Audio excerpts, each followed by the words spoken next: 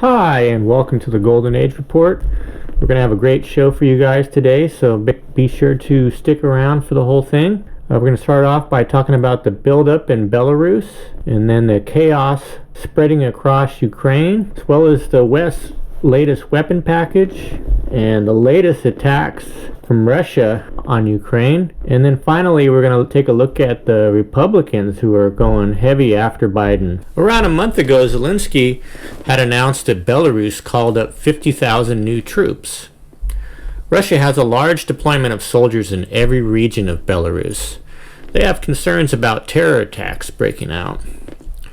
Recall that there is an estimated $1 billion of black market weapons that have leaked out from Western military aid.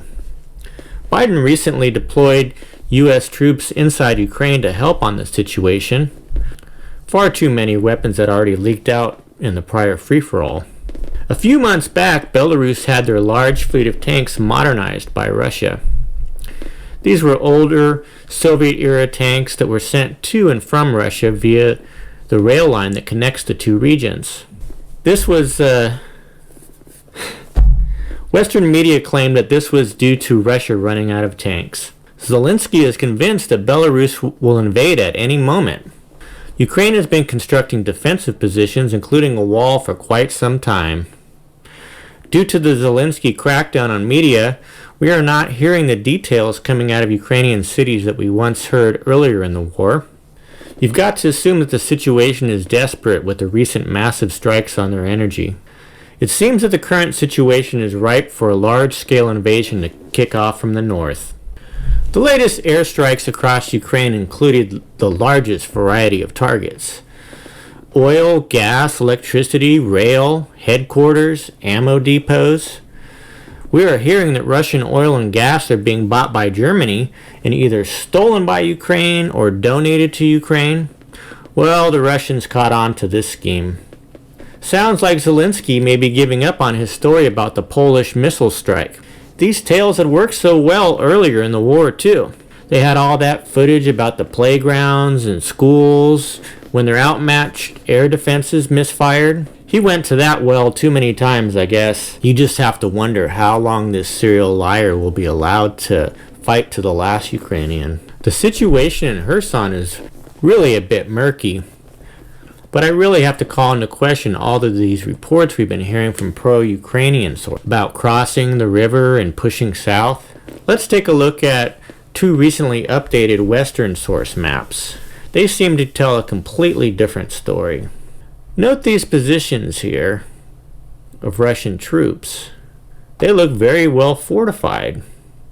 It includes a couple of air assault regiments as well as a rockets artillery brigade. Now let's look at the live UAV map. It appears that there was a large explosion at the port and heavy shelling taking place inside the city. There was an icon yesterday indicating that Ukraine had HIMARS control over a road deep in Russian-held territory, even close up to the border of Crimea. The icon has been removed, so not sure if that situation has changed, but it's certainly something to keep an eye on. Reports of the U.S. running low on high-end weapons are continuing to pile up. However, there are other Western countries are filling in by sending another sizable package. Germany, France, and Poland are sending in artillery systems.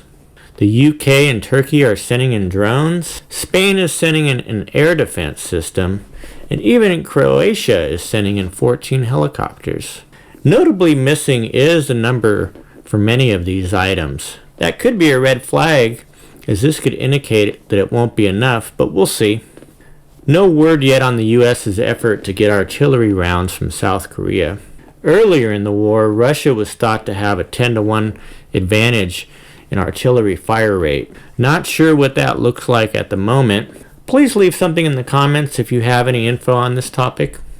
It is speculated that Russia is carrying out a large-scale offensive towards Zaporozhye. It is believed that their most recent assault on the rail line was an effort to bog down the freed-up Ukrainians from the recent Kherson capture.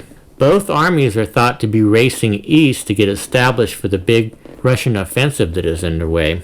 Russia continues to take settlements in the Donetsk region, where they have been on the offensive for the past couple of weeks. Zelensky has described the situation for Ukraine in the Donetsk area as hell, but he continues to pump his reserves into battle. The Russian Ministry of Defense continues to hail their training operations that are currently underway. Another wave of arrivals is expected any day now. Republicans are claiming they have evidence of Biden's family being involved in numerous crimes. Human trafficking and overseas money laundering are just a few on the long list. Republicans are also launching an investigation with claims the Democrats used diverted funds sent to Ukraine to fund their recent campaigns. Could this spell the beginning of the end to the endless wars and open, widespread corruption? I don't know, but it certainly could be the first stepping stone. Then we have Elon Musk fighting for free speech. And then there's the coming demise of Facebook and Amazon. So we have a lot to be excited about. Thanks again for watching. Please don't forget to subscribe and pound that like button. There's going to be a lot more coming. We're just getting started.